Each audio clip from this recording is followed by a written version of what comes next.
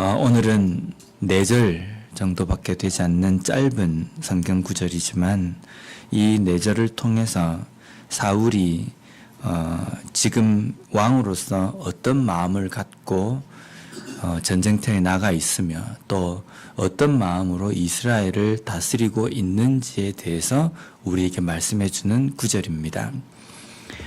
소년 다윗이 골리앗을 상대하겠다라고 사울 앞에 나아갑니다. 그때 사울이 다윗에게 이야기하기는 너는 소년이고 저 골리앗 저 장수는 어려서부터 용사이기 때문에 너는 절대로 상대할 수가 없다. 그래도 하나님께서 나와 함께 하시기 때문에 저 골리앗을 물리칠 수 있습니다. 라고 이야기를 할 때에 왕인 사울이 다윗에게 자기의 갑옷까지 내어줄 정도로 이 다윗과 대면을 했습니다. 그런데 그때에는 다윗에게 사울이 너는 누구의 아들이냐? 너는 어떤 사람이냐? 무슨 일을 하던 사람이냐라고 묻지를 않습니다. 묻지 않고 그냥 골리앗 앞에 내보내는 겁니다. 그런데 55절에는 이제 다윗이 골리앗 앞에 나아가니까 그것을 보고 사울이 주변에 있는 자신의 그 신하들에게 저 소년이 누구냐, 누구의 아들이냐라고 묻습니다. 왜 자기 앞에 섰을 때에는 그것을 묻지 않고 55절에 이제 드디어 골리앗 앞에 실제로 나아갈 때 사울이 이 이야기를 묻느냐 하면요. 자신 앞에 선 다윗은 어떻게 보면은 일개 이스라엘의 한 평범한 한 시민, 어쩌면 평범한 사람 그 정도로밖에 생각하지 않은 겁니다.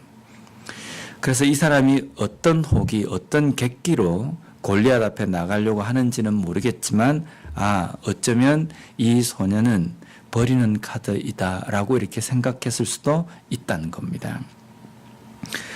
이 한 사람은 그냥 내보내도 별로 그렇게 표가 나지 않겠다라고 생각한 것이고 또 다윗의 외모를 볼 때에 결코 골리앗을 상대할 만한 그러한 사람이 아니기 때문에 별로 사울이 다윗에 대해서 주목을 하지 않은 겁니다. 그런데 실제 골리앗 앞에 나가는 모습과 그가 물맷돌을 던져서 골리앗을 죽이는 모습을 볼 때에 그는 놀란 겁니다. 그리고 그제서야 사울은 다윗에 대해서 묻습니다. 그가 누구의 아들이냐? 누구의 아들이냐라고 사울이 묻는 것은 이런 의미가 있습니다. 저 소년은 내가 이름도 듣지도 못한 소년인데 어떻게 저런 일을 할 수가 있느냐?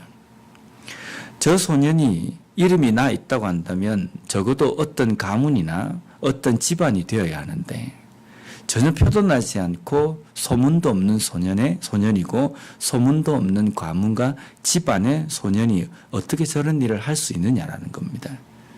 사울이 이렇게 물을 때에는 적어도 다윗이 어떤 장수의 집안이라든지 아니면은 오랜 조상 때부터 용맹한 집안의 그러한 자손이라고 한다면 이해가 된다.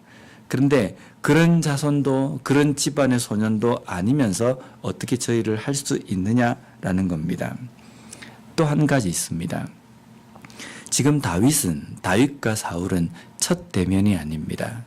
이미 사울이 악신을 부릴 때에 다윗이 궁중에 수금을 타는 악사로 이미 채용에 대해서 들어간 사람입니다. 그리고 사울이 정말 힘들고 막 악신 때문에 괴로워할 때 그 옆에서 수금을 탔던 소년이 다윗입니다. 그렇기 때문에 조금만 유념해서 봤다고 한다면 사울은 다윗을 모를 수가 없는 겁니다. 그런데 사울은 다윗을 알아보지 못합니다. 왜냐하면 그 옆에 수금을 타는 악사로 들어온 소년은 일개 평범한 어떤 표도 나지 않는 주목할 가치가 없는 존재라고 생각했기 때문입니다. 왕은 이러면 안 됩니다.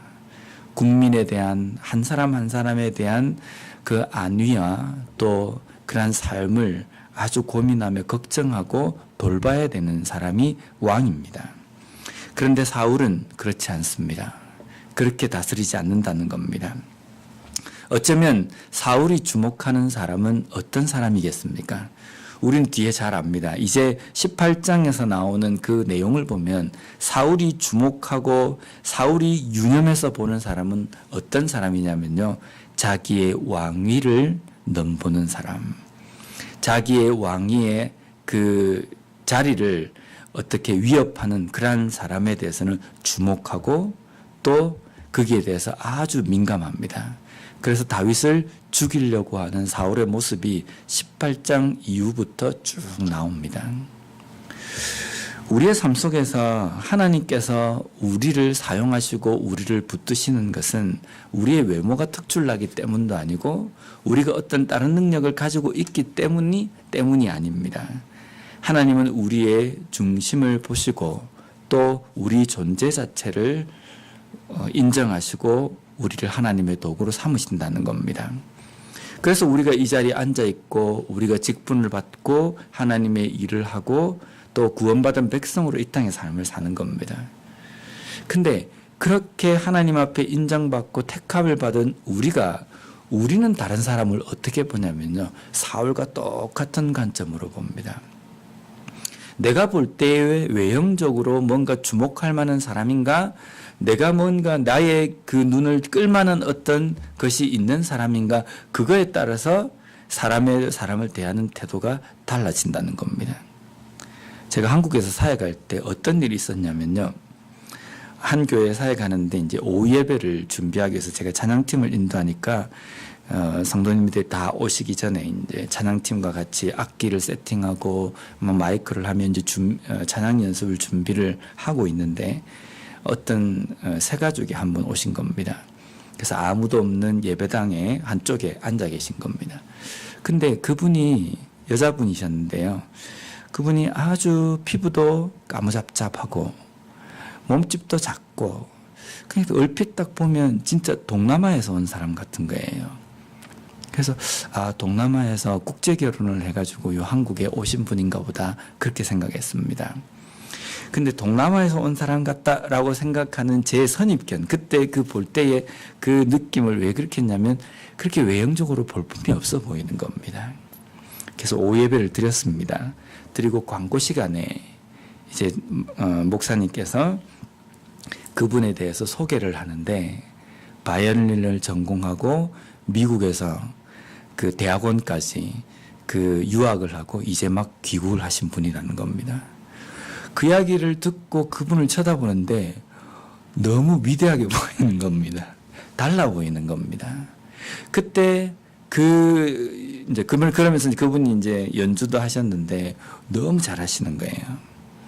그때 제가 한 가지 느낀 게 있습니다. 사람은 외모가 다가 아니구나. 목사이면서도 사람의 외모를 보고 저 사람은 이런 사람이겠구나. 저 사람은 그게 있겠구나. 이렇게 생각한 제 자신이 너무 부끄러운 겁니다. 근데 그 사람의 내면과 그 사람이 그 모든 것들을 알고 난다면은 똑같은 외모에도 불구하고 달리 보이는. 그래서 앞으로 사람을 보고 또 누군가를 볼 때에 외모를 가지고 절대로 판단해서는 안 되겠구나라는 것을 깨달았습니다. 하나님도 만약에 저의 외모를 봤다고 한다면 내가 저거 목사로 좀 써야 되겠다라고 하셨다고 한다면 외모 어디를 보고 목사를 쓰시겠습니까? 잘난 것도 없고 뭔가 특출난 것도 없고 남다른 어떤 조건을 갖춘 것도 없는데 하나님께서 사용하셨는데 그렇게 사용받은 나 자신, 감사함으로 서 있는 나 자신은 다른 사람들을 볼 때의 외형적인 것, 조건들을 만약에 보고 그것으로 선입견을 가지고 사람을 판단한다고 한다면 이것은 잘못된 것이라는 겁니다. 우리가 하나님께 사용받았다라는 것은 우리가 보통 표현할 때 그런 표현을 쓰지 않습니까? 마른 막대기와 같은 나.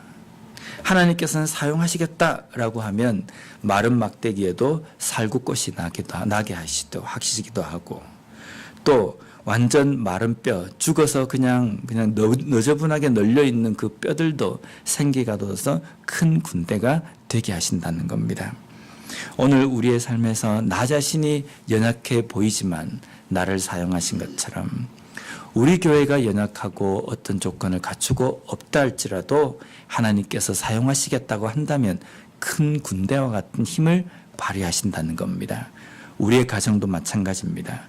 그러기에 우리의 삶 속에 내 자신이 연약하다는 것을 온전히 고백하고 깨닫고 하나님 앞에 나아감으로 말미암아 마른 막대기와 같은 마른 뼈와 같은 나 자신을 통해서 역사하시는 하나님의 큰 능력과 권능을 온전히 목격하며 걸어갈 수 있는 우리의 믿음이 되었으면 좋겠습니다.